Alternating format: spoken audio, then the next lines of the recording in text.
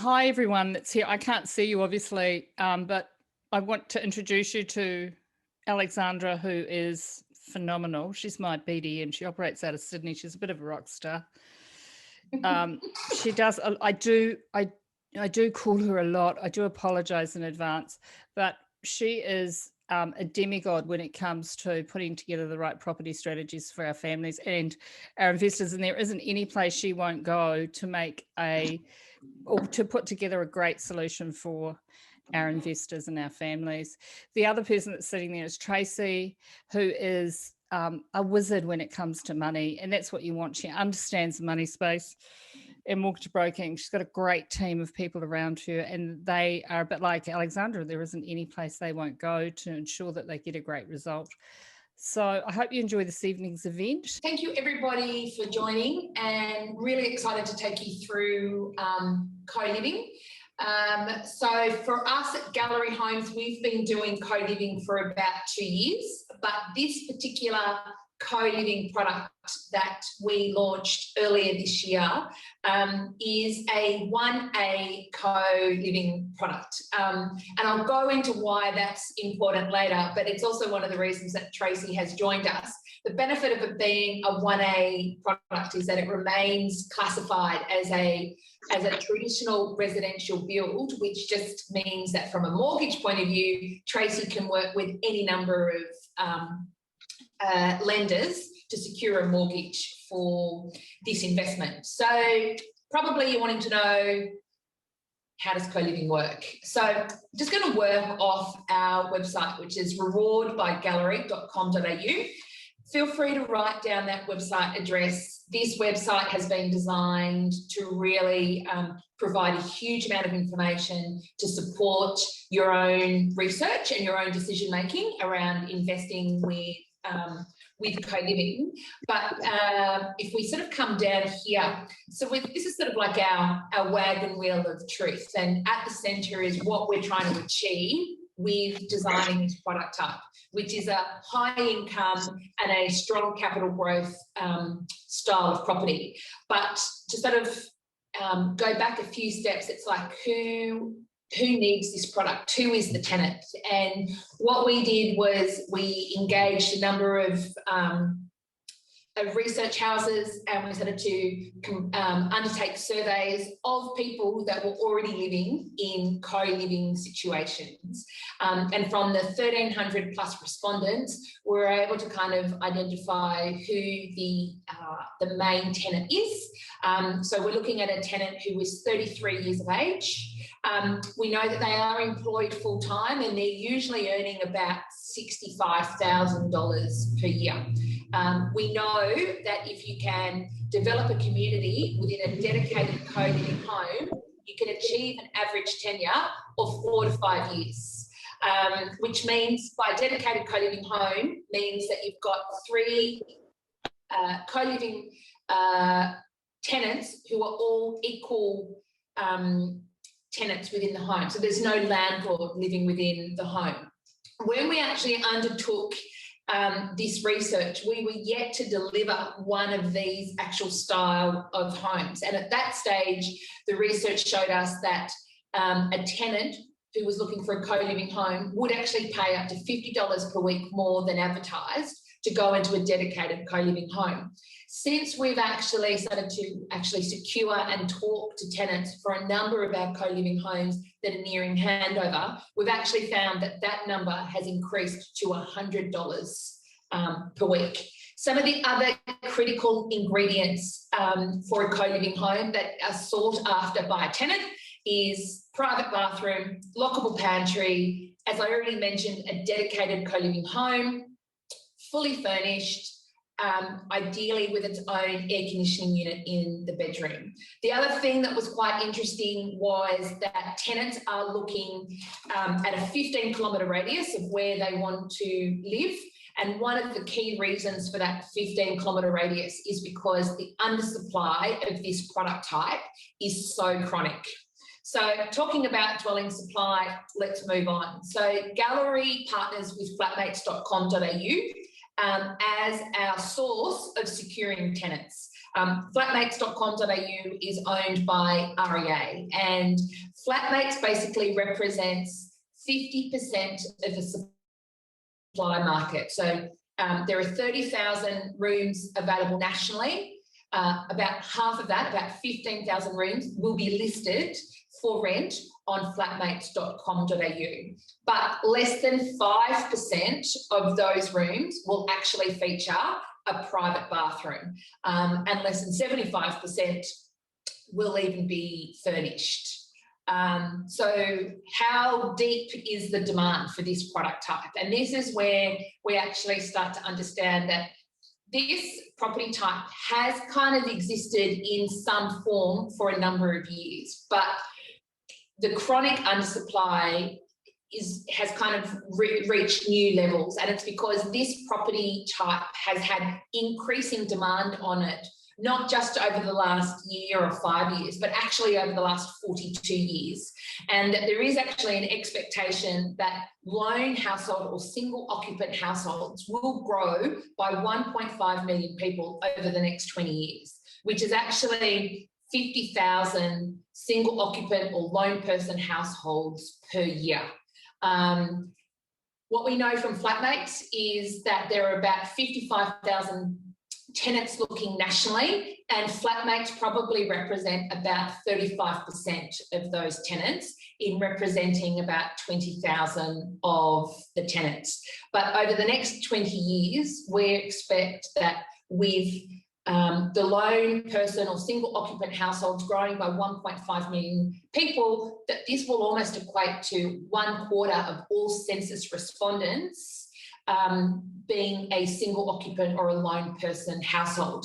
What we also know from the other side of the coin through UDIA and HIA and the census data is that single occupant or lone person property types, like a studio apartment or a one-bedroom apartment, actually only make up 5% of the property market. So when you actually start to look at what a small number of properties are actually designed to meet this increasingly growing market, you start to understand why we find ourselves in the situation that we're in. Building regulations. So as I mentioned when we first started, this is a 1A property type. And the reason I kind of stress that is that there are other share accommodation or co-living properties in the market where you might see 4, 5 or up to 9 tenants in Victoria. The key things with once you go to that 4th tenant, you must comply with the building regulations for a 1B construction type, which means that we need to register with Queensland Residential Services, we need to adhere to the Rooming Accommodation Act of 2008, we need to have fully code accessible design, which means that you need to be able to cater for wheelchair access and fully adaptable bedrooms. You might think, what's the problem with that? A couple of things. Construction costs increase on that build type in order to meet the compliance requirements. But then from Tracy's point of view, as soon as we go to a 1B construction type, she's then needing to find you a commercial loan to buy this property, which will reduce the number of lenders that she can refer you to. Plus, it also increases the interest rate and lowers the LVR. So all of a sudden, you've got to be in a much stronger financial position in order to acquire this property type. By staying as a 1A co-living property, we can have a maximum of 3 tenants in the home, and we're looking at 3 tenants on individual leases with 3 individual bonds. And by sticking with 3, we stay a 1A construction, which means this is a normal residential build with a normal residential mortgage. Just a couple of questions are coming through. So Liz, I might just answer the questions as they come through. And Bruce, yes, 1B is the equivalent for an NDIS home, which is often why you have valuation shortfalls on NDIS, because the construction costs to create a 1B home are more significant. So the square metre rate kind of then seems out of whack for valuers to understand, and then you're in a commercial loan.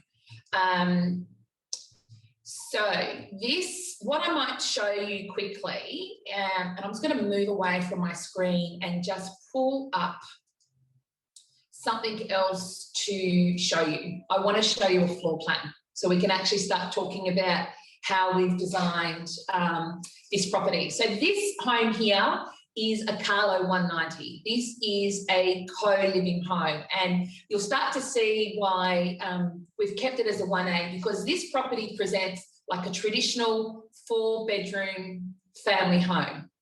So what you end up with is a tenant down here in bedroom 1 with their own ensuite. They will have their own air conditioning unit. They've got a key padlock on the door. They've got mirrored robes. They've got their own split air conditioning unit, their own data and TV point. So tenant 1 moves into bedroom 1. They sign up under a lease and they pay a bond. You've then got bedroom 2 up here, where again, ensuite, mirror robes, TV, air conditioning, data and TV points. And then bedroom 3 through here. Now, what you will notice about this bathroom is that we have made it into a 2-way bathroom. So that should this property act as a traditional home, or at some point in the future you decide not to do co-living, but just to do a traditional residential tenancy, that this would act like a family bathroom. But while this is occupied as a co-living home, this door to the hallway would be locked, and this would work as an ensuite. You've then got, in the walk-in pantry just through here, we've got 3 individual lockable pantries. Now, it's not about trying to stop one of your tenants from stealing your cocoa pots, but one of the things you have to notice about these tenants is that they earn $65,000 per year. And when you actually think about that, the working population, the full-time working population of Australia, 50% of those that are employed full-time earn $88,000 and less. If you're earning $88,000 or less, then you should only be spending 1/3. And 1/3 is still the measure, I think, Tracy, that they use with affordability, right? And that's for both mortgages and for rent. You know, 1/3 of your take-home salary should be dedicated towards your accommodation. If you're earning $88,000, that's $450. If you are earning $65,000, it's $330. And these people are employed, but they are employed in often highly skilled and poorly paid or low skilled jobs. So we find that we've got social workers, warehouse workers, early child care workers, hairdressers, retail managers, people who are employed, working full time, but are in roles where it's poorly paid. And often in roles where pay increases are often negotiated under a trade agreement or via a union. So you're not going to find that you've got somebody who's earning $65,000 and then in a year or two will be earning $80,000. That often the incremental increases are done over a period of time and are usually less than CPI. So this is not a property type that the majority of tenants outgrow or all of a sudden can afford to be on their own.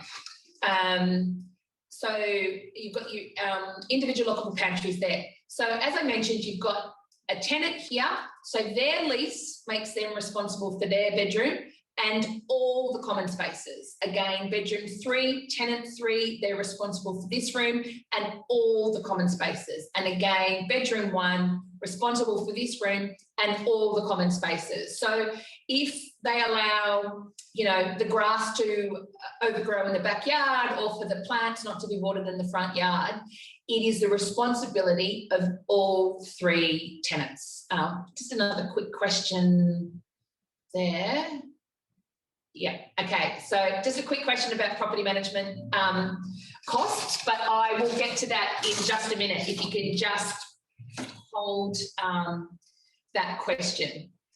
So that is what the house looks like. A couple of benefits for this home is that it presents like a 4-bedroom traditional home. So one of the things that we are finding when Tracy's going through the mortgage process is, unlike a dual dwelling, which was previously the most common high-income property type that was available in southeast Queensland, is that when a valuer picked up a build contract for a dual dwelling, it was easy to identify. We found that, you know, depending on who the valuer was, they could often be quite prejudiced because they knew that it had been bought by an investor. The construction costs for a dual dwelling are significantly higher than this property, and so it was more common to achieve a valuation shortfall. So let me just close out of that and we'll go back to our wheel of truth and pick up where we left off. So now that I've shown you the floor plan, you can see that it really does present like a 4-bed, 3-bath traditional home. This floor plan that I was just showing you, the Carlo 190, we actually adapted from a floor plan that we were being regularly asked for from our owner-occupiers, that we had increasing demand from owner-occupiers for a 4-bed, 3-bath home where they were basically getting sort of almost 2 master suites, because we found that we had a lot more demand from multi-generational families, which was either that they had, you know, the parents or the elderly parents moving into the property, or that they were having children in their 20s that were yet to move out. We also found that we had a number of families that were acquiring it because they had, you know, family interstate that visited regularly, and we also had a number of families that were looking at au pairs as part of a childcare solution for their family, and this allowed them to have that service within the home, but also to have, I suppose, some level of separation and privacy. So we've actually used a floor plan that we knew already had significant demand out of the owner-occupier market and have adapted it to be a co-living home. So we've now got the 3 private bathrooms for the 3 tenants, the lockable pantries. We only sell these properties to investors. This is not an opportunity for us to do a hybrid. And one of the key reasons for that is we're talking about a high-income property that we have designed. And so we have to deliver on that. So there's the design, there's the furniture package, and then there is the yield. And we need all 3 parts of the recipe in order to achieve that. By bringing in a landlord living within the property, it has an impact on the length of tenure and the premium you can achieve in the rent. These properties need to be fully furnished, and we have designed a furniture package in order for that to happen. There are 4 split air conditioning units. So there are 3 in each of the bedrooms and 1 in the living spaces. We've done 25-50 ceiling heights as standard in the homes. We've done floorboards throughout all the living spaces. We've put solar panels on the roof to reduce electricity costs. And then we've put additional data and TV points into each bedrooms. But should you wish to change your co-living home into a traditional home, it would be a matter of turning up to the property with a screwdriver and removing the keypad lock from 3 bedrooms, and that is all that would be required in order to convert from a co-living home to a traditional 4-bedroom family home. Finance and construction, as I've already mentioned, it's a 1A construction type, so that allows Tracy to work with more lenders, with better interest rates, with higher LVRs, and work under a traditional mortgage product. We are, as I mentioned, finding that the valuation performance is much better with this property type than we have experienced previously with dual dwellings. Again, it comes down to the cost of construction for this property is more than a traditional home, but not as high as a dual dwelling. And because you can't identify this property as being bought by an investor, we're not having the same level of prejudice from valuers. So that has certainly assisted with the take-up of this property type. So there's a couple of questions about property management. So thank you for your patience, but we're here at it. Okay, so this property type. Within our property management team, manage about 500 builds. They only manage gallery builds. We don't manage other people's properties or property types. We only manage properties that we have built ourselves.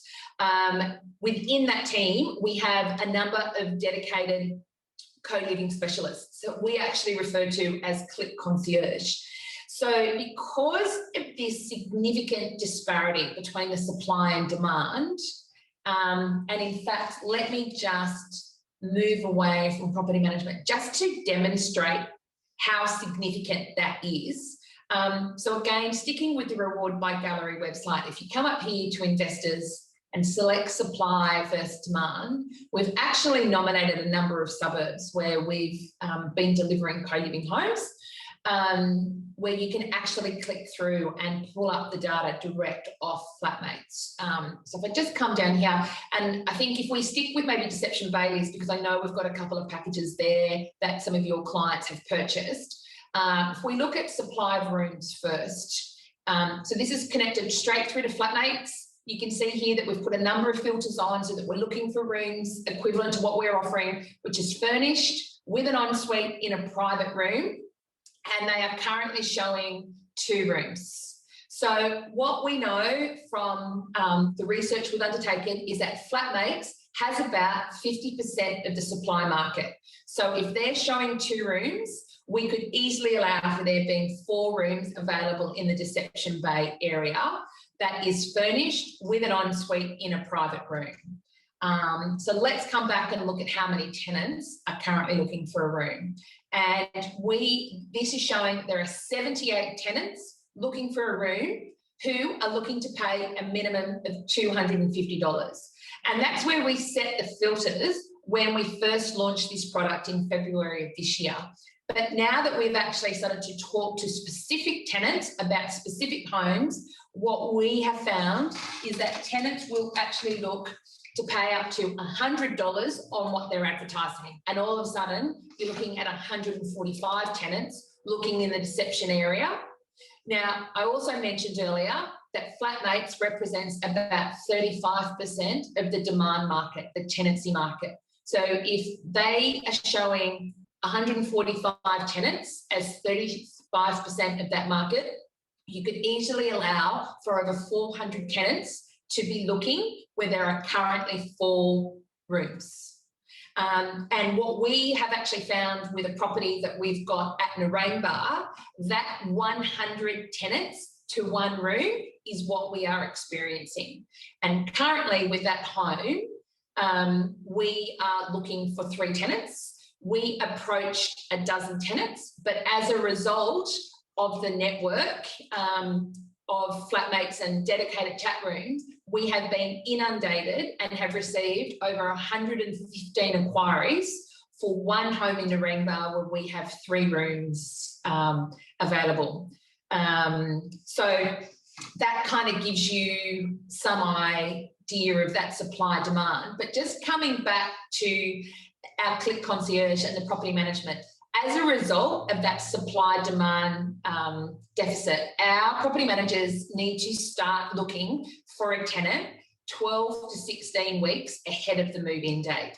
So once we get to enclosed stage, so it's basically slab, frame, roof on, it's now enclosed, our property management team would start to review the tenancy pool in that particular area. We are currently approaching tenants direct. We are not advertising our rooms or our homes.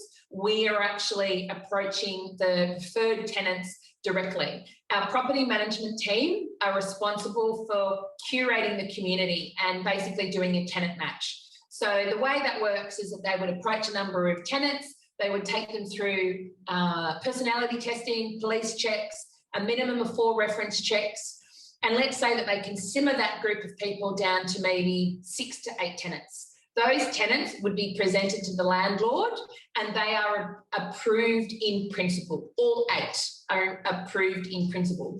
Our property management team would then select the preferred tenant and that tenant becomes the anchor tenant.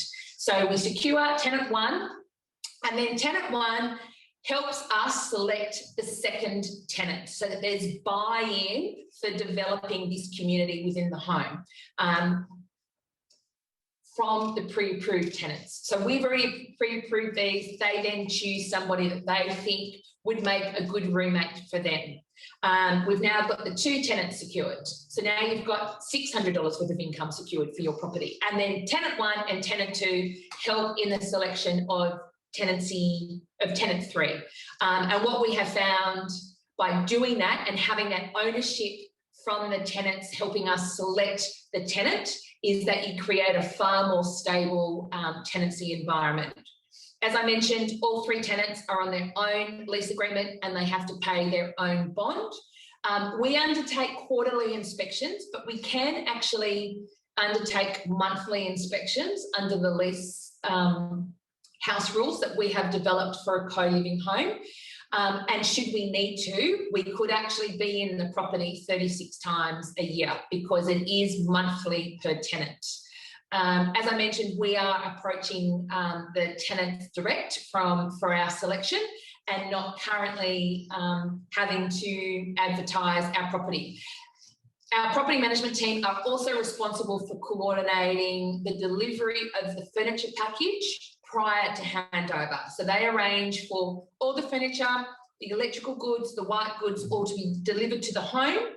Those products are unpacked, assembled, moved into position. They have an electrician come and hang the TVs. They have people come who unpack the cutlery and the pots and pans and run it all through the dishwasher and put it all away in the cupboards, ready for the tenants to move into the property. The rubbish is all removed and the house is given a spit and polish clean, ready for 3 tenants. They then facilitate the house rules, the tenancy agreements, the bond lodgements, and then coordinate all 3 tenants to move in over that first week to 2 weeks following handover.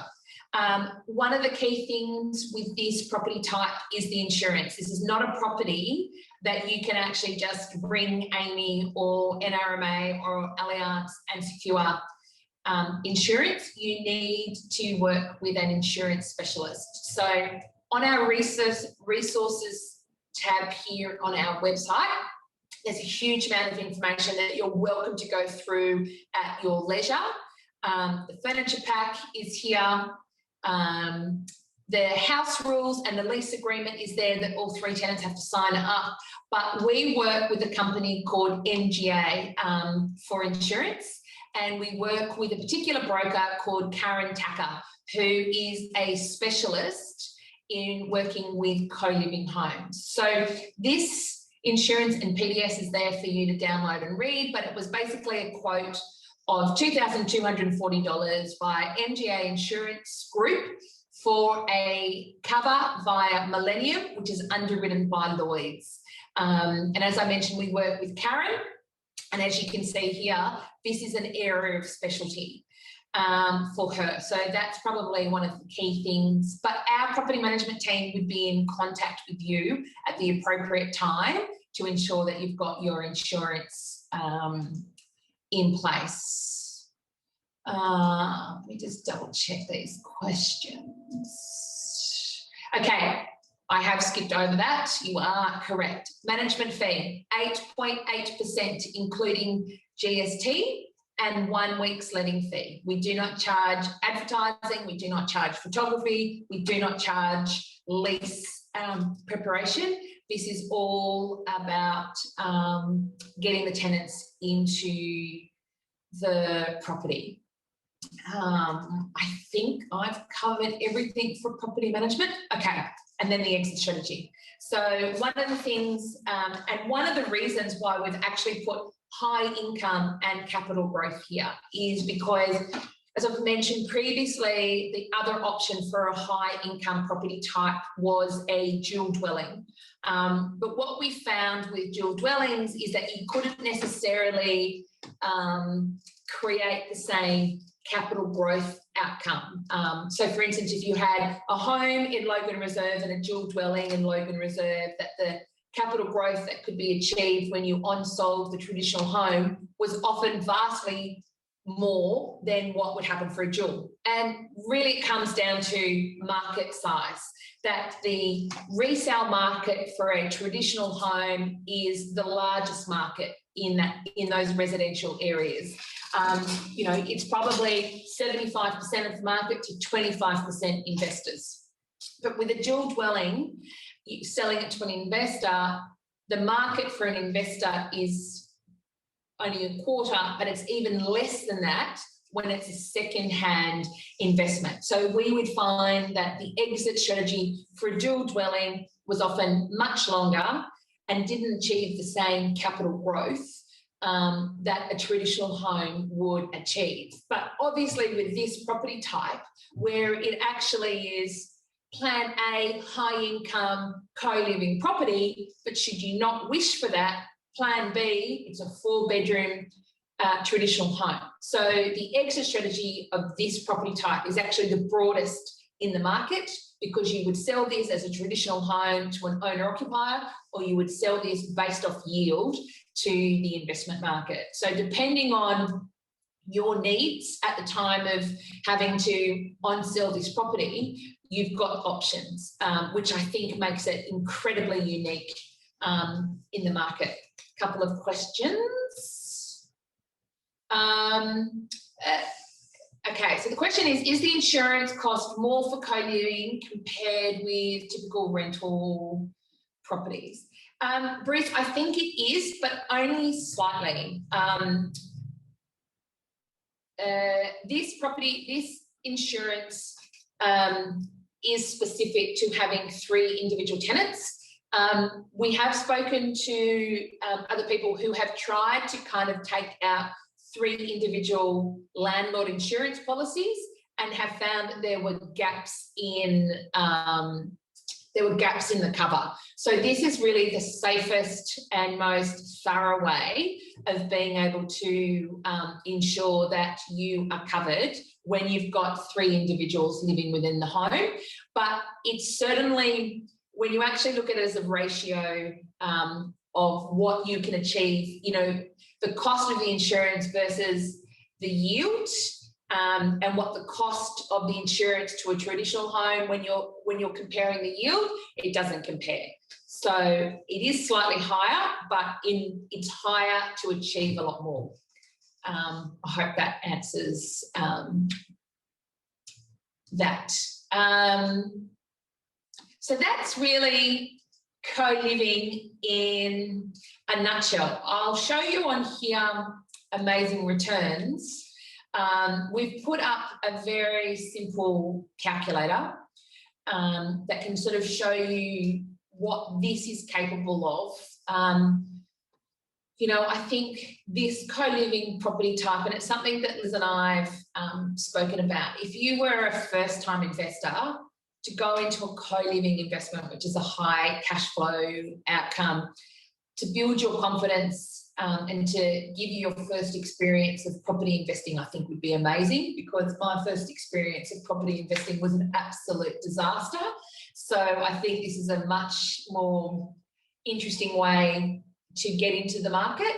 And then I think if you're already a seasoned investor, to be able to add a co-living property to your existing portfolio and increase the performance of your portfolio is extraordinary. And I think more so over the last 12 months with what's happened with COVID, I think everybody understands the needs to have multiple income streams, right? Because no one saw it coming, but it certainly had significant impacts on, you know, the cash flow for most families in Australia. So I think there's something really interesting about co-living. So this calculator, I've just increased the interest rate to 4%. Tracy, I know you can do a lot better than that, but let's just take something that is conservative. We're working off a combined taxable income of $150,000. I might allow for a 10% deposit, so let's say it's $50,000. Land cost, well, we set this up in February where I could have found you a block of land for $230,000, but let's just increase it slightly, not that high, to make it a little bit more realistic in the current market. So build cost is obviously different between a traditional home and a co-living home. You need to allow for the furniture package, which is $25,900, which is all furniture, all white goods, all electrical goods, ready to make it tenant ready. So we end up with package price, and then we see the weekly rent for a traditional home versus a co-living home. Agency fees would be different because we've got 3 tenants. Letting fees different. Rates, insurance, maintenance would all be fairly equal between the 2 property types. Stamp duty is obviously off the cost of the land, so remains unchanged. Legal fees, I've allowed $2,000, which is probably about right. But this is what the cash flow looks like between, a traditional home, still cash flow positive, but by choosing the co-living option, you've been able to actually increase that. This is based off 4% interest-only loan and has not even taken into position your depreciation or your tax position. So there is a very good chance, depending on what your circumstances are, that you might be able to increase that return. So I think that starts to make something very interesting. Something else has just popped up on my screen. Let me just get rid of that. And I will just go back to my... what happened to it? Sorry, guys. I just had something pop up on my screen that I must have clicked, and it's kind of taken me away from where I needed to be. So let me just share that with you again. So that's kind of an introduction to co-living properties. So Liz, I'm happy to have more questions. Hey, Alexandra, the thing that we get a lot on is self-managed super, and you've actually got a structure for that now? We do. Okay. So, yes, we work with a company called One Contract Property, and so we can actually create a single contract option to be purchased within an SMSF.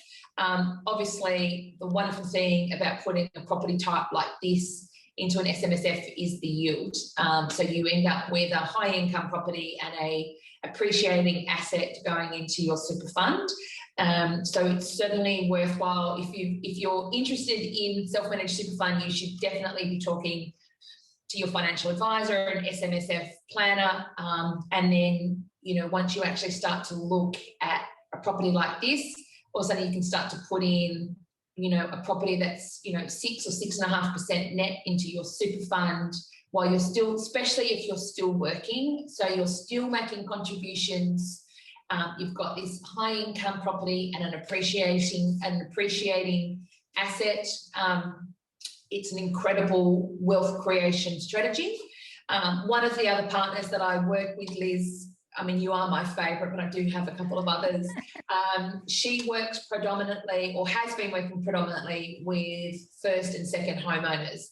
And what she's been doing with co-living is actually going back to people that she put into their home over the last 10 years and having a look at what type of equity and redraw facilities are available in these homes. And what she has found is that if she's working with a client who has a mortgage on their home of about $450,000, that investing into a co-living home will allow them to pay down the mortgage on their home within 15 years. So in some of the areas where she's talking to clients that have got into their home and have only been in it for 2 or 3 years, but with the growth that's been experienced in Southeast Queensland, they're in a position to release some equity in order for them to invest again.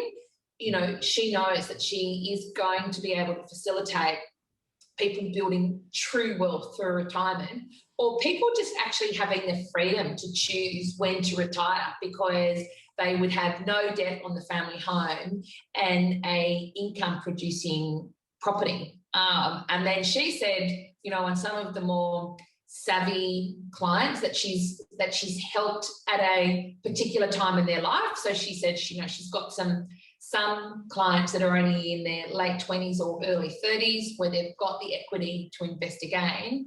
She said what she's looking at is that they would be in a position to buy, you know, 2 of these or 3 of these co-living homes over the next 10 years. And what that actually means for them is, you know, early retirement or being a family that can actually survive on a single income, which she said a lot of her other families weren't in a position to do, you know, that starting a family, childcare and logistics of having two jobs and 2 incomes and everything that goes along with that being part of it. So there's a lot that people are seeing with this property type. I think the critical thing too with this property type is that it's so desperately needed in the marketplace. As I mentioned to you, Flatmates has about 50% of the supply market, but there's heaps of other websites. There's Gumtree, there's Find a Flatmate, there's Share My Home, and there are a whole heap of groups on Facebook with people looking for properties. And I often find it, and I've joined a number of the groups just to get a sense of who the tenants are, and it was part of our research. But I often find it really confronting because you've often got young women, you know, there was a woman not that long ago, she was 31, she's an early childcare worker. She had been looking for a room up to $310 per week and was finding it so competitive that she was either having to go into a hotel or a service department short term until she could find a property, or she was considering living in her car. And her posts in these chat rooms, the desperation was really overwhelming. And I think it's probably one of the things that we forget about, right? It's, you know, this is a person who has a job. They are employed. They just don't earn a significant salary, and they're of an age or working in an area where they're not supported by family or friends. And what are the accommodation options that are available to them? So this is not student accommodation. This is not community housing. This is actually a housing type delivered for adults working but just not earning a huge amount of money. But at $65,000 per year, she's entitled to no government assistance or benefits because she is deemed by the government to be earning enough to be self-sufficient. But, you know, affordability is not a new topic for Australia around property costs. And what I think this is a property type that is desperately required by the community. It just actually has the additional benefit of returning a high income for the landlord. I love what you guys do. Sorry. There you go. Sorry. I just wanted to say I love that you as an organisation are the tenancy manager. Yes. There's something about that. There's a great deal of comfort in that. Tracy, sorry, you said something. Sorry, I just wanted to say, going back on the SMSF stuff, so self-managed super funds, the reason for those people that may not be aware, you cannot construct in self-managed super funds. So that's why when Alexandra talks about a contract, if you're a new investor, when you buy land and construction like the co-living property, it's a 2-contract purchase. So you settle on the land and then the construction's done in drawdowns as the property is built and complete. So self-managed super funds are highly regulated, so you can't do construction in it. So with Alexandra talking about the 1 contract, it's just like you buying a property completed, ready to move into.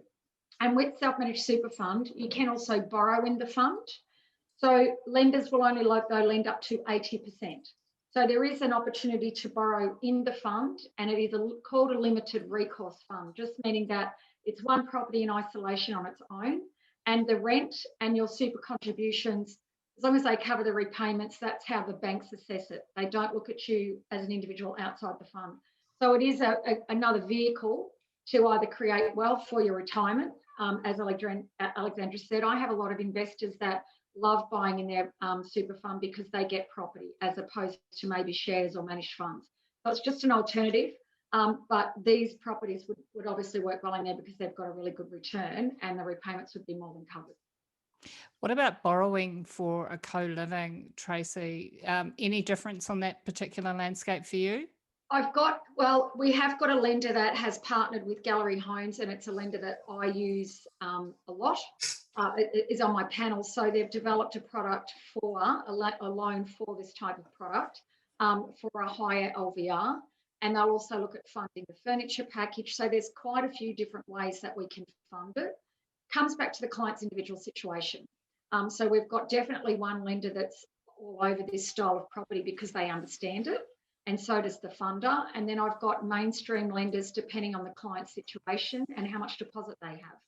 So it'll come back to that, but we can look at doing a 90% lend. So we can look at lending 90% value of the property and fund the furniture package in there as well. So there's certainly different options, but once again, it comes back to the client's individual situation and needs. So what we're doing with Tracy is we're sending our clients for the initial assessment first, which I think is really smart, Tracy, and your team are really on the ball there. So based on that conversation, tell me about that. How long does that take? You book an appointment with the clients? What we normally do is when you send me, Elizabeth, and during COVID, whether it's good or bad, but we do an e-introduction. So once Elizabeth sends me an email introducing the client, I always respond with let me know a time that suits you. So then I would call you as the client and just run through some quick questions if you're in a position to answer them. If not, we make a time that suits you. So majority of clients are pretty accepting of just giving me some basic details. So what they earn, do they have a deposit, what their current situation looks like.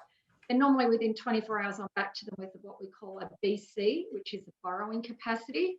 So based on the initial conversation, can they do anything and what can they do? So we sort of start there, Elizabeth, and then if the client's happy with that, then the next step is I would gather more of their information. So I'd get all their pay slips and their personal information and look at the different options depending on whether they might have 5 lender options or 1 lender option, and then we discuss those and what it looks like. Now, when Alexandra did her sums before, she mentioned interest only and the different rates. You can look at a principal and interest loan. So once again, comes back to the client's needs. So I won't delve deeply into that, but there are a lot of options. And we're working, as you know, with one of your clients at the moment on our first co-living property application. And we're just waiting for the valuation to come back. So, we present it in a way that the great thing about the co-living properties is it just looks like a standard home. So they're being valued as a normal 3-4 bedroom home. And even though it's got the 3 bathrooms, it just makes it a lot less risk for the bank, because they understand this type of security. The other reason why we use Tracy is because we've got significant clients that have large property portfolios, and there's some really fine balancing that needs to take place in that. And Tracy's with her team is incredibly experienced in the space and takes some great care in that assessment. So what we don't want to do ever is hinder or upset that vital balance or that ecosystem that a client has actually created. And that's what Tracy helps us with too, particularly with the more complicated ones, Tracy?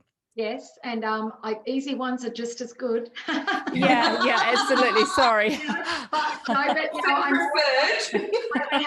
have to tell you this. I'm always up for a challenge, and today I've just employed another para broker to work for me, just in my business because of the amount of work that I've been doing with you guys, and just to increase our service levels. So I will let you know about Joshua, but I'm really excited to bring him on board because your type of stuff that we do with the Gallery Homes and your clients, Elizabeth, it is a little bit unique in a sense, and different clients do have different needs. And I've got 23 years experience, so I understand that, and I do work with all types of clients. But every now and again, an easy one would be good. I'm just making a note of that. So there was just a question here about how people fund the furniture package, and I think we've got a dedicated funder that has developed a mortgage product.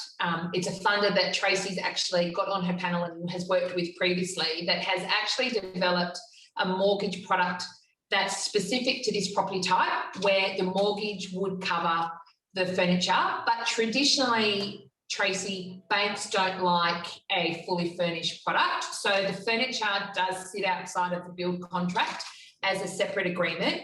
But what Tracy was saying before is depending on your circumstances. So if you've got, a nice pile of cash, you could be looking at a higher LVR to secure the property and having the residue cash available to pay for the furniture.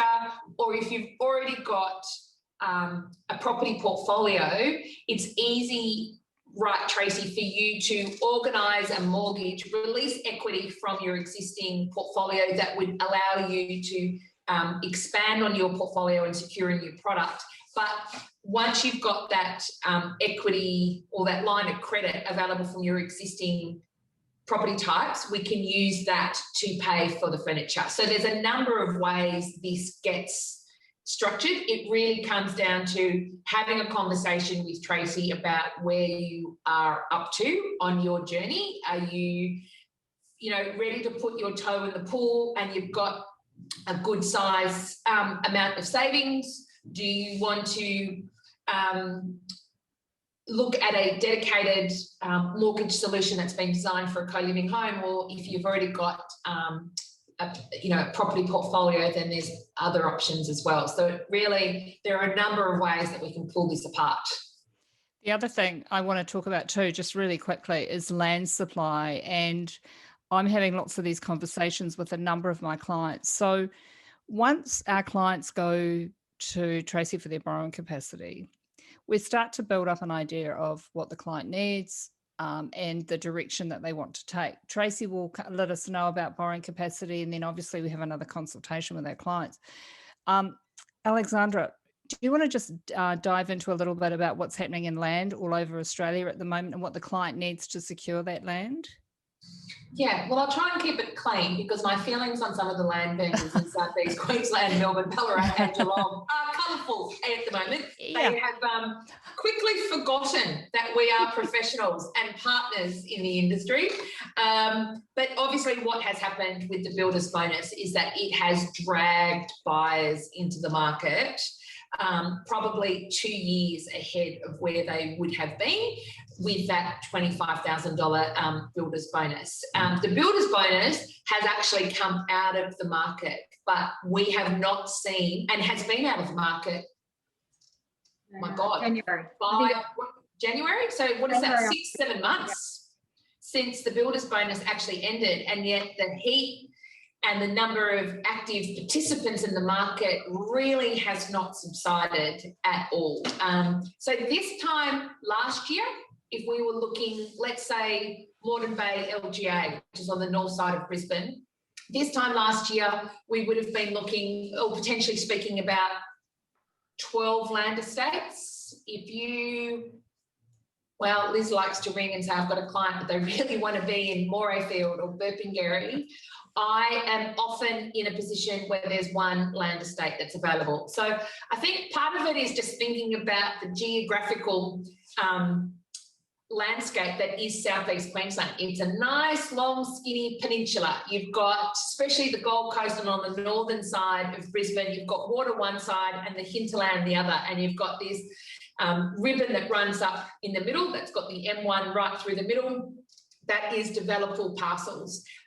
Few more opportunities around Logan and going into that western corridor to Ipswich, but what we're actually looking at is land supply is so restricted. So really what we've had to do is reverse engineer the way it would work. This time last year, Liz could ring me and say, I've got a client, they want to be in Morayfield. I could ring a number of land estates. I could negotiate wonderful terms. I could put something on hold. Liz and I could decide on multiple designs to go on the package. We could give it to the client. They could think about it. They could have 3, 4, 5 days to think about it. We could customise it. We could come back, and it was all elegant. Those market conditions are gone. There are still some people in the market that think it's a buyer's market. It is not. It is a seller's market. And the rules of engagement with the land vendors change almost on a daily basis. So if I tell you something tomorrow, it may not apply the next day. So the best way for us to kind of work, and it doesn't matter if you are an owner-occupier trying to build your forever home, or whether you're an investor that's trying to get into a traditional home or a co-living home, the land supply is the most critical part of it. So what we're looking at, and like Liz and I were looking at a land estate for one of her clients this afternoon, we basically looked at the list, reviewed which of the lots would work for our property type. We wanted a Carlo 190, we needed 12.5 metre frontage, 28 metre depth lot. We chose the lot, we spoke to the client, they submitted their driver's licence, $1,000 and a copy of their pre-approval letter to the land vendor, and we have secured that block of land, and now we will package on it and get the actual package together. And that's really the critical part of it. If we haven't secured the land, there's every chance that by the time I present the package to you, it is gone. So it's a different market, but it doesn't mean you can't do it. You just actually have to work with speed. And with land prices increasing and build pricing increasing, waiting a week or 2 weeks will have an impact on what you have to pay for it. So there has never been a better time than today, and today's price is a discount on tomorrow's price. And once you kind of got that straight in your head, you know, it's here's your opportunity.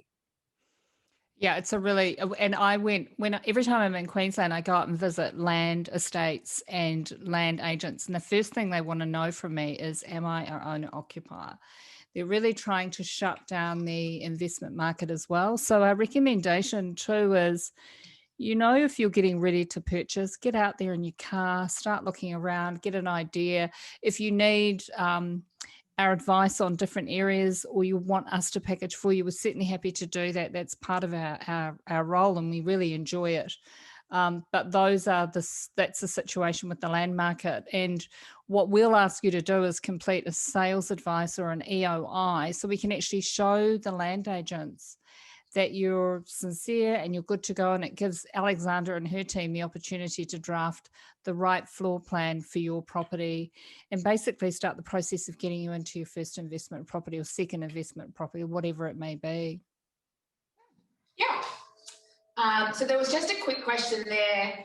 Just somebody was asking about interest rates for SMSF mortgages. I've answered it, Tracy, only because I was looking at it today, that I know that there's a product in the market through Cashels at 60% LVR at 4.29%, but there's also a mortgage product up to 80% LVR at 4.99%. But I also, and you might have more, currently this time last year, I think there were 2 players in the SMSF finance place, being La Trobe and Liberty, but now First Mac is back in the market. We've now got Cashels, and I have heard rumours that there is an Origin product coming and potentially another product coming. So it looks like this SMSF space, which was abandoned probably about 2 or 3 years ago and left to 2 main players, is now becoming a competitive space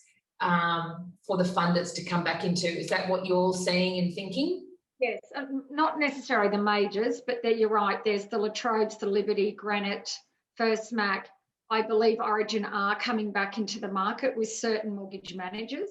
And the rates differentiate, so it's all about risk. The lower the LVR, so you're right, at 60%, it will be a better rate than at 80, and it's sort of anywhere between high 4s, low 5s, and they also, some of them offer fixed. Yeah, if that's of interest. But that's, you will pay more for a self-managed super fund rate. But if you take a high income property, it still works. And look, and when I talk about higher, like it's in this day and age, the rates are historically the lowest they've been in 30 years. Yes. So, you know, it's not anything that isn't unattainable, and particularly when you've got the return on the property. So they'd still be positively geared. Some in super, you can have some interest only. If you did want to have interest only, they will look at doing it up to 5 years, and then it reverts back to a principal and interest line. So, you know, depending on your strategy, and I can't stress enough with self-managed super fund, if you don't have a fund set up, you do need to speak to a planner. You need to have it set up correctly, because there is a lot of compliance. And I've had a self-managed super fund with a commercial property in it. It's not anything difficult, but you've just got to make sure you get the compliance piece right for yourself. It's all about protecting your own wealth, you know, the client's wealth. Yep, great. So I think we've covered off all the questions that were flashing away online, and we've just gone over the 1 hour mark, Liz. So was there anything else from your end? No, but I do want to finish by thanking you both for joining us this evening and for your time. It was really generous. Thank you so much. And I hope it's been of value to our participants. And I want to thank you, our participants, for rocking up and spending this hour with us. It's lovely to have you on board. And I hope we've answered some of those questions that are vital to, I guess, enable you to give this product the consideration that it needs.